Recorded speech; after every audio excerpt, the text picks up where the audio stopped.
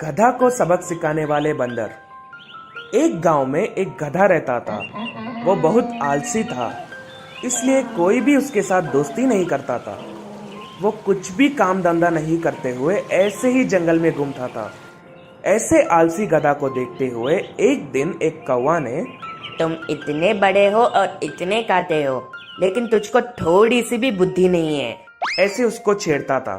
ये बात सुनते ही गधा को बहुत गुस्सा आया और अपने बुद्धि बढ़ाना है बोलकर ठान लिया। एक दिन गधा ऐसे ही घूम रहा था और रास्ते में उसको सांड दिखा। उसको, हो सांड भाई, मुझे अपनी बुद्धि बढ़ाना है, कुछ रास्ता दिखाओ ना। गाड़ियां बांधना, खेती करना और सामान उठाना, मेरे को इतने सारे काम हैं, इसलिए मुझे अकेला छोड़ दो यार। ऐसे कहकर सांड अपने काम के लिए चला गया। कुछ देर बाद हाथी उस रास्ते पर आया और उसको गधे ने, हे गजराज, मुझे अपना बुद्धि बढ़ाना है, कुछ रास्ता दिखा दे। मैं तो हाथियों के लिए राजा हूँ, मेरे परिवार को पीने के लिए पानी भी नहीं है, इसलिए उन सब के लिए एक नदी ढूंढने जा रहा हूँ। तुमको रास्ता दिखाने के समय मेरे पास नहीं है, मैं जा रहा हूँ। ऐसे बोलकर वहां से जल्दी चला गया। थोड़ी देर बाद वहां एक चींटियां आया। ओ चींटी बहन, मुझे बुद्धि का मतलब समझाओ ना यार। ऐसे उस गधे ने पूछा। बुरा मत मानो गधा भैया, अगर बारिश का मौसम आ गया तो मुझे खाने के लिए कुछ भी नहीं रहेगा, इसलिए मैं इतनी तेजी से दौड़ रही हूँ। अगर वक्त होता तो आपको बता देता। ऐसे कहकर चला गया। ऐसे रास्ते में बहुत सारे जानवर उसको मिले, लेकिन किसी भी जानवर उस प्रश्न का जवाब नहीं दिया। इन सब से गधा थक गया और एक पेड़ के नीचे आया। वहाँ एक छोटा सा बंदर ने ऐसा कहा, बुद्धि को जानने के लिए ऐसा बिना काम धंधा घूमने की आवश्यकता नहीं है। हर एक बुद्धिमान अपने काम में लगे हुए रहते हैं, तुम भी अपने काम में लगे रहो। ऐसे कहते ही गधे को सच में बुद्धि आ गया। उस दिन से अपने मालिक का सामान उठाते हुए अपने काम बिना किसी से बात करते हुए बुद्धि से करता था। इस कहानी का नीति ये है कि हर एक व्यक्ति को अपना काम करना चाहिए, तभी वो बुद्धिमान कहलाता है। कौवे को सिखाया सबक। एक जंगल में एक बहुत बड़ा पेड़ था, जिस पर एक कौवा रहता था।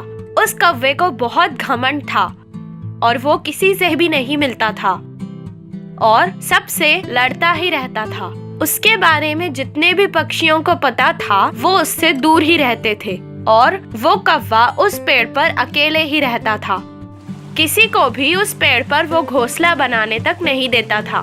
पास के जंगल में बारिश ना होने के कारण वहाँ से कुछ पक्षी यहाँ उड़कर आ गए। उसमें से एक चिड़िया थी। वो चिड़िया उस कौवे के पेड़ पर आकर बैठ गई और वहीं पर अपना घोंसला बनाना चाहती थी। इसीलिए एक एक करके काड़ियाँ जमाना शुरू कर रही थी। सामने की डाल पर बैठकर कौवा सब कुछ देख रहा था। उसका घोंसला बहुत पुराना हो गया था, इसीलिए वो चुपचाप उसके घोंसले का बनने का इंतजार कर रहा था। जैसे ही उसका घोंसला तैयार हो गया, कौवा उसके पास आया और उससे कहने लगा, ए चिड़िया, तुम्हारी इतनी हिम्मत, तुम मेरे पेड़ पर अपना घर बनाना चाहती हो? ये मेरा पेड़ है, जाओ यहाँ से। ये सुनकर चिड़िया ने कहा, कुछ दिन यहाँ रुक कर चली जाऊंगी दोस्त। लेकिन कौवे ने उसकी बात नहीं मानी और उस पर गुस्सा हो गया। चिड़िया रोती हुई वहाँ से चली गई। उसे रोता देखकर जंगल के कुछ पक्षी उसके पास आए और उसका हाल पूछने लगे। वो उसे उस कौवे के पास ले आए और उसे वहाँ रुकने के लिए कहने लगे। ये सब सुनकर कौवे ने कहा, उतना ही इससे हमदर्दी है तो इसे अपने घोंसले में ही रख लो। मेरे पेड़ पर ये नहीं रह सकती, इसकी जात अलग है, मेरी जात अलग। सब मिलकर उसे पूछने लगे कि इतना ही अगर उससे नफरत थी तो पूरा घोंसला तैयार होने तक का इंतजार क्यों किया, और उसकी मक्कारी बातों को वो जान गए थे, जिससे कौवे को गुस्सा आ गया और वो कहने लगा, मैं इसे यहाँ नहीं रहने दूंगा, लेकर जाओ इसे यहाँ से। उसकी बातें सुनकर सबको गुस्सा आ गया और उसे पीटने लगे।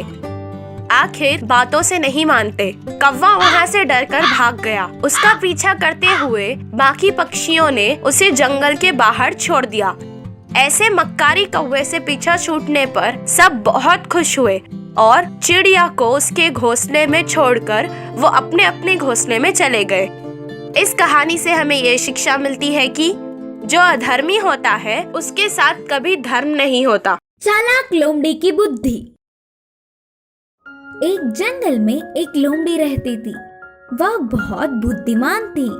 उसकी बुद्धि जानने वाला महाराज शेर कभी भी कुछ भी संकट आने पर उस लोमड़ी को ही बुलवाकर समाधान करवाता था। ऐसे ही जंगल में बाकी के पशु पक्षी जानवर के किसी भी तरह के झगड़े होने पर लोमड़ी ही अपनी बुद्धि से हल करती थी। इससे वह लोमड़ी सबसे अपनी तारीफ करवाती थी। एक दिन वह लोमड़ी भोजन के लिए इधर उधर घूमते हुए उस जंगल के पास के गांव में फसल के खेतों में गई। अचानक उसकी पैर फिसलकर खेत की गहरी कुएं में गिर गई। सबकी समस्याओं का समाधान करने वाली लोमड़ी को ऐसी समस्या आने पर वह करे तो क्या करे, उसे कुछ भी समझ नहीं आ रहा था। तुरंत उसने उस समस्या से उबर कर कहा, बचाओ बचाओ, मुझे बचाओ।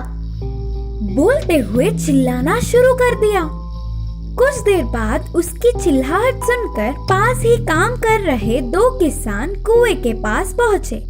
कुएं में गिरने वाली लोमड़ी को देख एक किसान ने कहा, अरे रे, बेचारी लोमड़ी कुएं में गिर गई और बचाओ करके चिल्ला रही है। तो दूसरे किसान ने कहा, हाँ, शायद उसकी जान पे बन आ रही है। हमें किसी भी तरह उसे बचाना होगा। दोनों लोमड़ी को बचाने के लिए तरह तरह के प्रयत्न कर रहे थे। उस गांव के बड़ों को यह सूचना देंगे करके एक ने कहा तो पुरानी खाट को अंदर डालकर बाहर निकालेंगे करके दूसरे ने कहा। ऐसे दोनों आपस में चर्चा कर रहे थे। वह सारी बातें अंदर से लोमड़ी सुन रही थी। तुम लोगों को एक निर्णय पर पहुंचने तक शायद मैं तो मर ही जाऊंगी। बहुत सारे लोगों को सलाह देने वाली हूँ मैं। अब अपने आप को नहीं बचा पाऊंगी क्या? खुद को कैसे बचाऊं? बोलकर चारों ओर देखी। कुएं के पानी में करंट मोटर के संबंधी वायरों को देखते ही लोमड़ी के दिमाग में बिजली की गति से एक उपाय आया और तुरंत लोमड़ी अपने मुंह से उस वायर को चबाकर जोर से पकड़ी और किसानों को ऊपर खींचने के लिए जोर से पुकारी। किसानों ने धीरे से उस वायर को ऊपर खींच रहे थे। उनकी सहायता के लिए लोमड़ी ने सहयोग दिया। आखिरकार कुएं से बाहर आ गई और उसके प्राण बच गए। उन दोनों को धन्यवाद करके चैन की सांस लेकर वहाँ से वापस जंगल भाग गई। ऐसे मुश्किल समय में भी अपनी बुद्धि का उपयोग करने वाली लोमड़ी को देख दोनों किसान उसकी तारीफ करते हुए उधर से अपने घर पहुँच गए। सच्ची दोस्ती। एक जंगल में दो लोमड़ियां रहा करती थी जो बहुत अच्छी दोस्त थी। एक दिन उनको बहुत प्यास लग रही थी। इसी कारण वो दोनों नदी के पास जा रहे थे। रास्ते में उन दोनों को एक थैली दिखाई दी। उन दोनों में से एक लोमड़ी ने उस थैली की जांच पड़ताल की, फिर उसने उसे खोल दिया। अरे वाह, मैं कितनी खुशनसीब हूँ। मैं तो प्यास मिटाने के लिए नदी किनारे जा रही थी, पर मुझे तो भूख मिटाने रास्ते में ही इतना सारा मांस मिल गया। नहीं नहीं, मैं खुशनसीब नहीं, हम खुशनसीब है। बोलो ऐसे कैसे? मांस की थैली तो मुझे दिखाई दी थी ना, तो वो मेरी हुई और इसका सारा मांस भी मेरा है। खुशनसीबी भी मेरी है, हमारी नहीं। मैं ही सिर्फ अकेली खुशनसीब हूँ। उसकी ऐसी कड़वी बातें सुनकर दूसरी लोमड़ी चुप हो जाती है। पहले जिस कार्य के लिए वो आए थे उसे पूरा करके इस मांस को खाएगा, इसी सोच से उस थैली को लोमड़ी ने अपने मुंह में रख लिया और नदी की ओर जाने लगे। इतनी ही देर में एक शेर की गुर्राने की आवाज पीछे से सुनाई दी। लोमड़ियों ने पीछे मुड़ के देखा। उतने में एक शेर वहां आ पहुंचा। अरे रे, मांस की सुगंध शायद शेर को पहुंच गई। इसी कारण वो यहाँ आया होगा और वो हमें हमारे मांस के साथ खा जाएगा। ओहो, हम नहीं, तुमने अभी तो कहा था कि वो मांस तुम्हारा है, तो शेर भी तुमको खाएगा। दूसरी लोमड़ी तुरंत अपनी जान बचाकर भाग गई। इसीलिए कहा जाता है कि सच्चा दोस्त वही होता है जो हर हाल में अपनी दोस्ती निभाए।